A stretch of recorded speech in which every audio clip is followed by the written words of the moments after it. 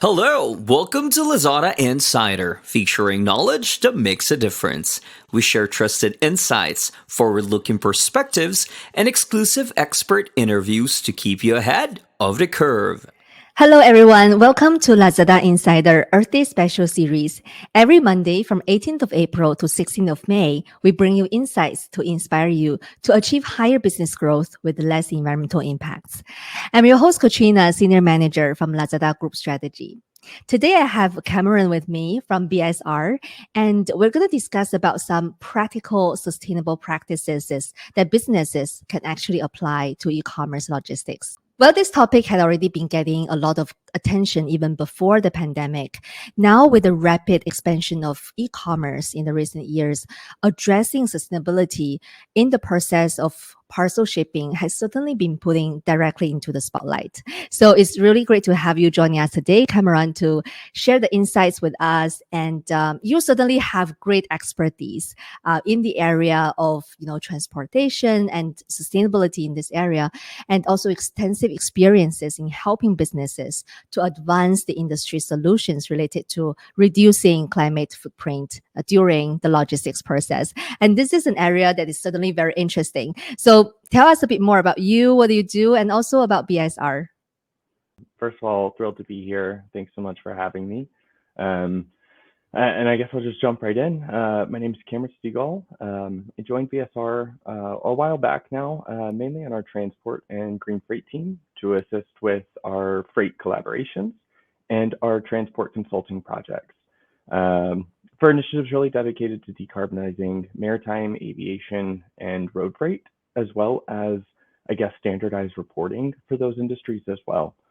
Since then, I've actually moved into a new role, still with BSR, but I am now our manager of collaborations focused on transport and climate. And I am really just doing the same work, focused on collaborations for those same industries, those hard to abate sectors, and consulting some as well. And I guess that leads me to BSR, which BSR is a nonprofit consulting organization made up of experts focusing on sustainability and collaboration to create a more just and sustainable world. I mean, the growth of digital commerce, of course, brings a lot of convenience to consumers. And that convenience, in a sense, is actually supported by a more mature and more extensive logistics system. And as the industry grows, this potentially has a growing environmental footprint. So help us understand a bit more details. What are actually the main environmental impacts for e-commerce logistics? Yeah, it's a great question. And, in theory, and probably historically in practice too, e-commerce has had a significantly lower carbon footprint than brick and mortar shopping. But after the COVID-induced e-commerce boom between 2020 and 2022, the footprint could be as much as maybe 40% lower on average than individual trips to stores. That's pretty significant.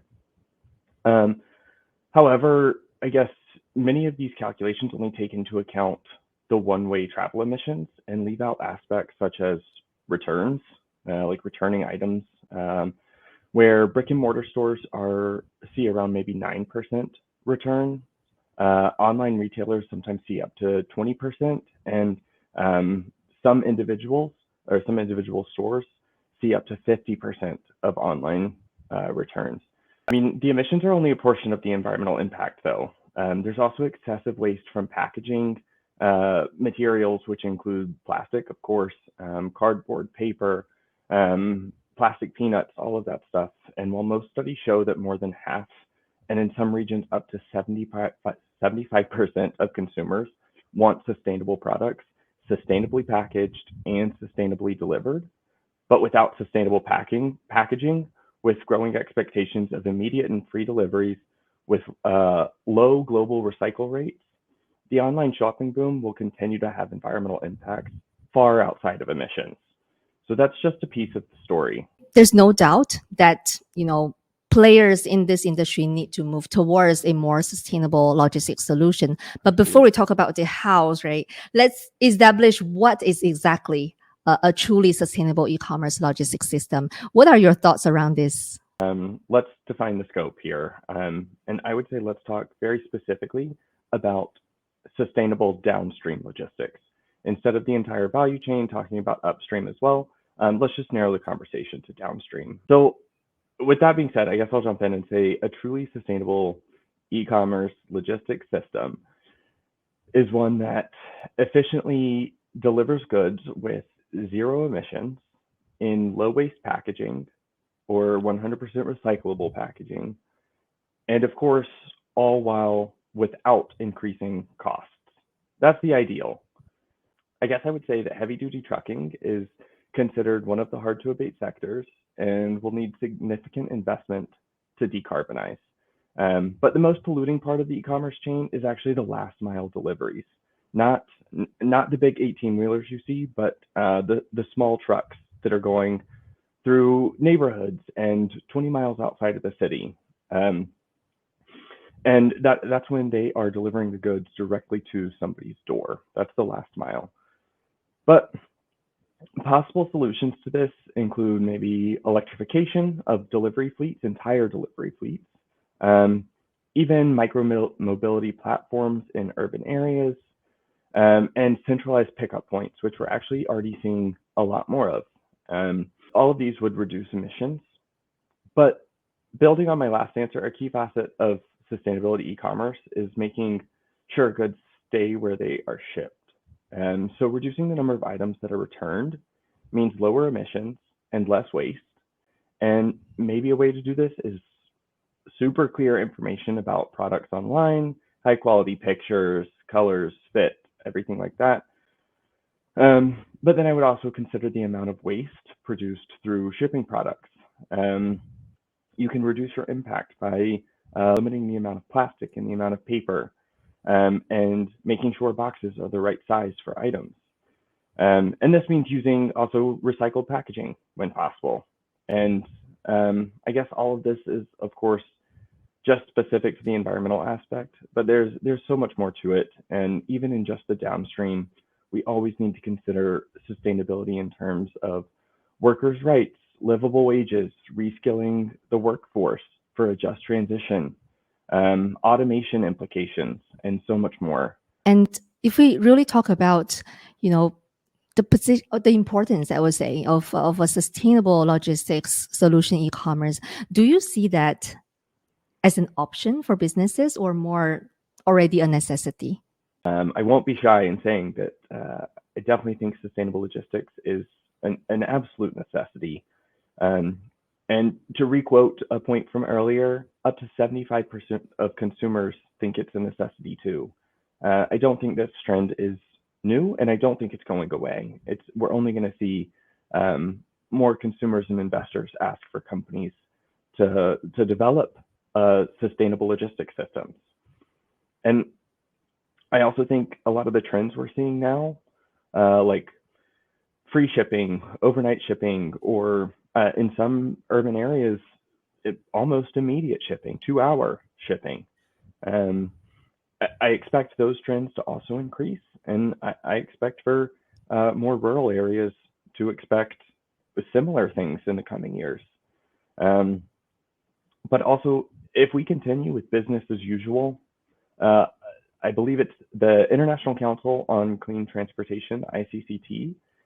They project that freight-related emissions in Asia alone will increase by 90% just from 2019 to 2050. That's insurmountable. That's nearly 100% emission increase in the next 30 years. And I would say that if we have any hope of remaining below the IPCC's recommended 2-degree, and I mean, ideally the 1.5 degree Celsius target, emissions need to be curbed in all sectors immediately. And I guess unfortunately too, COVID has really put a freeze on progress in so many industries. Aviation for one, which also happens to be one of the most emission intensive and hardest to abate sectors, but they're still recovering. And with SAF out there, the sustainable aviation fuel, it costs nearly 3 times as much as jet fuel. So it's very difficult for these companies to make significant investments at the moment when they're still recovering from so many losses during COVID. And I guess without airlines investing in SAF, the sustainable aviation fuel, so many shippers are automatically limited in their options to reduce their Scope 3 emissions. And we'll need to see significant investment over the next few years in aviation, road, last mile deliveries.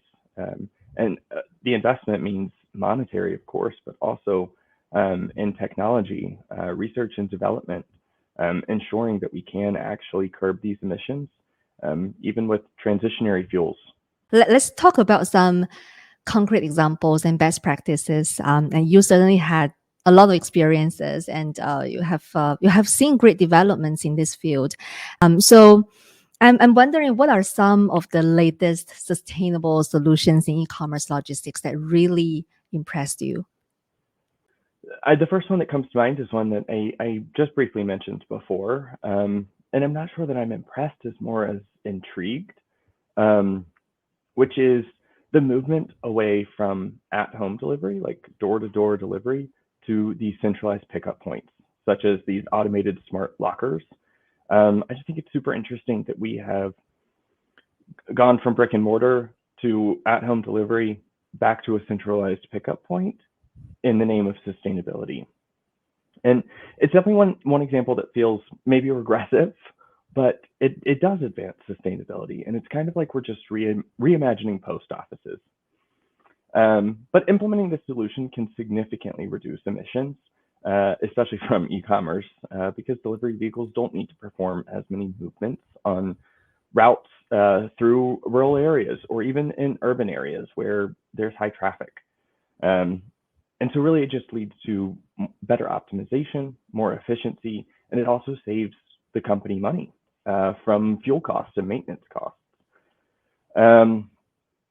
Let's see, another one I think is maybe the trend that will help eliminate concerns over fuel, which is electrification of fleets. I think we're seeing a huge movement into the mainstream of fleet electrification that probably started 5-7 years ago now, but it's just really taken off. Big e-commerce and logistic companies are increasingly marketing large procurement commitments. I think along the same thought is electric cargo bikes. We're seeing massive amounts of electric cargo bikes entering dense populated areas like big cities, New York City, Singapore, and maybe just one more, which is probably the increasing collaboration. And there are probably two worth mentioning for this conversation. The first is probably the Sustainable Freight Buyers Alliance, and then also the First Movers Coalition. And both collaborations are devoted to scaling decarbonization, and SFBA, the Sustainable Freight Buyers Alliance, is a freight-specific effort to scale projects focused on decarbonization efforts and catalyze collaborations. While the First Movers Coalition is I guess it's a form of a public-private partnership driving the adoption of low and zero carbon fuels and technologies in these hard-to-abate sectors. And I think we'll see more alignment in the coming months and certainly years as companies pool demand and to their funding, of course, to help streamline and deduplicate these efforts to collectively drive down emissions. It's very exciting. It's great to see that you share a lot of the inspiring ideas and practices and also collaborations in this space. So if let's say we bring more dimensions to the discussion, and you talk about this just now, right? As online shopping becomes more mature in Southeast Asia, from consumers' perspective, there are higher expectations on the speed, the affordability, the sustainability of online order delivery. And do you see these expectations, right? The ones that I mentioned just now, speed, affordability, sustainability, as competing priorities, or they can coexist? And how can business really balance these priorities in practice? I don't think that these are competing priorities, but I definitely think that they are all challenges. And it's difficult for a business to get all three probably without some trade-offs. Um, and a good example maybe is the centralized pickup points.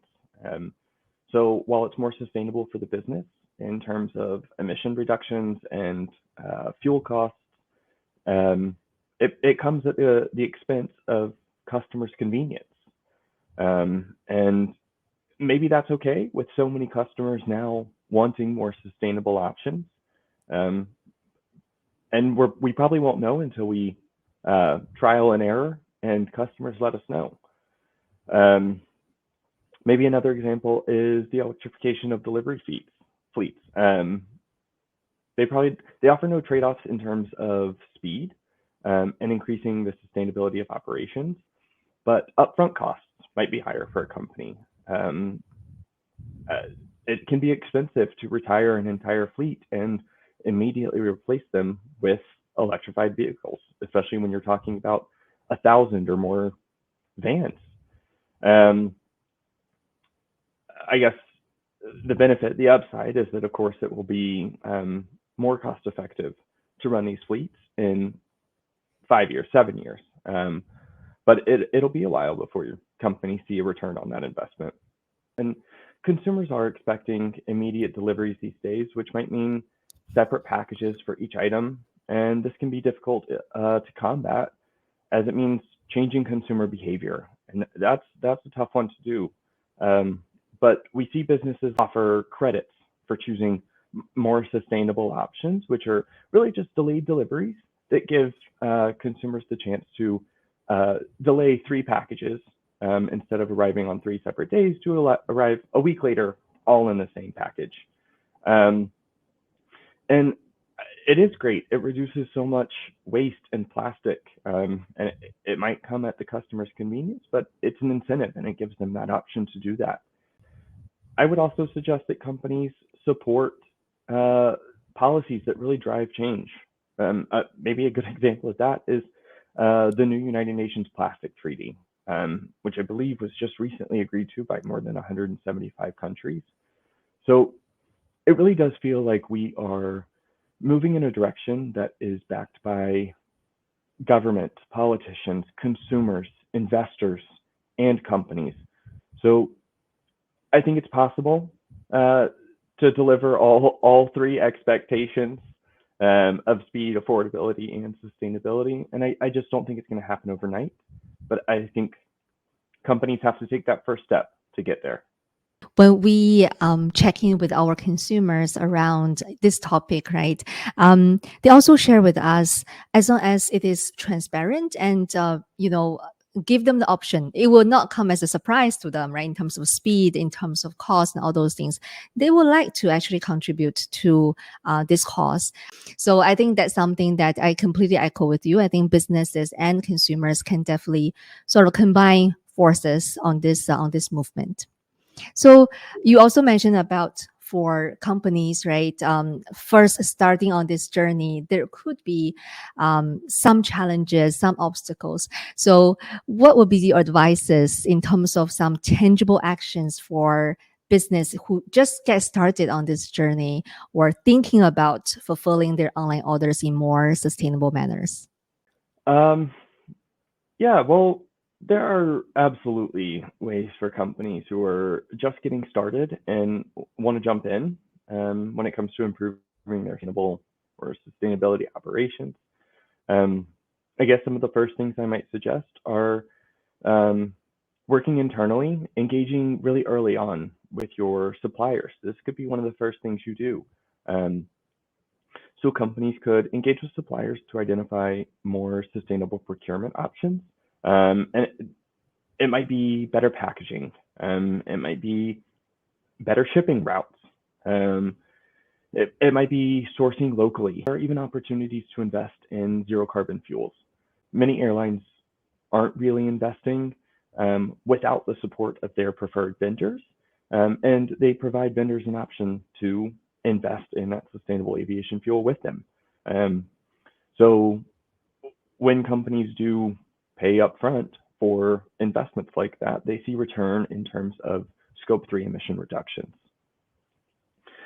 I think companies might also commit to reevaluating long-term contracts to ensure that new technologies are leveraged when possible, and companies aren't tied to things like fossil fuels or stagnant vendors. And I guess finally, I would never advise a company to go at it alone.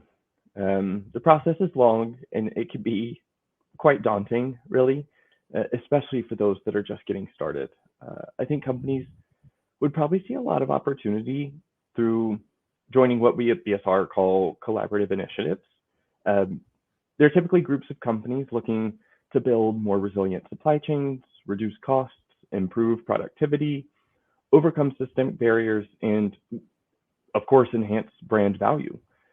And collaborations often have different foci. For instance, you might see some focused on establishing standardized reporting methodologies for certain industries, while others are using tools like demand pooling to send market signals and scale climate solutions.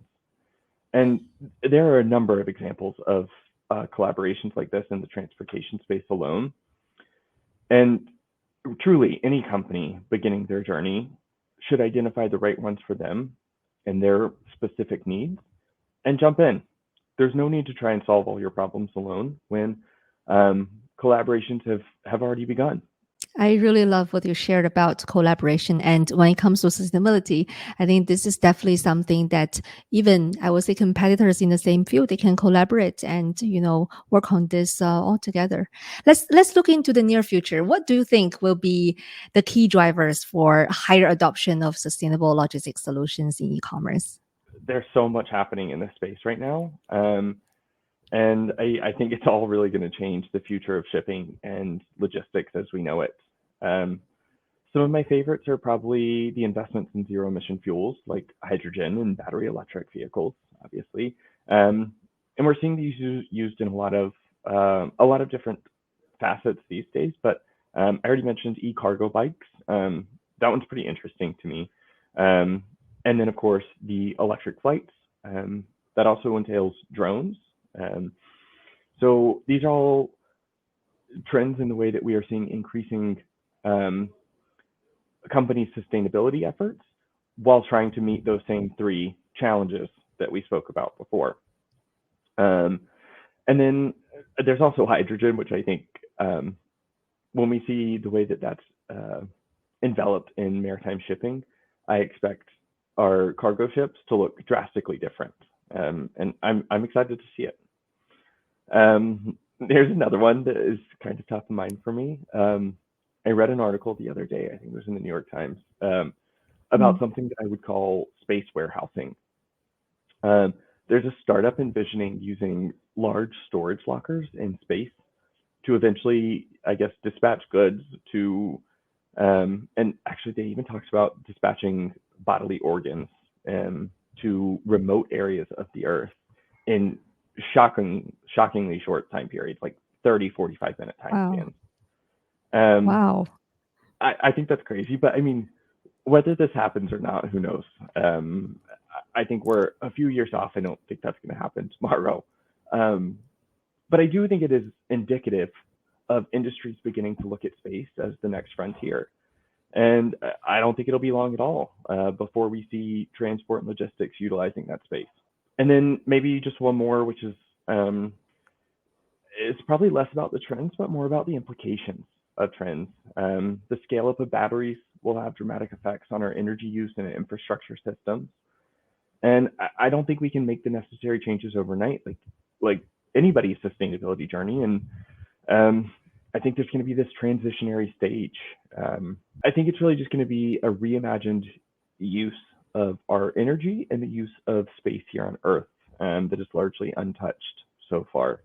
Overall, I think what you shared today is very inspirational, and especially when you mentioned about innovation, technology, and how those can actually play a big role. So thanks a lot for sharing with us, Cameron. Thanks for joining us again, and really appreciate the great insights you share with us. Yeah, thanks so much for having me. This was a pleasure. Looking forward to working more in the future with you.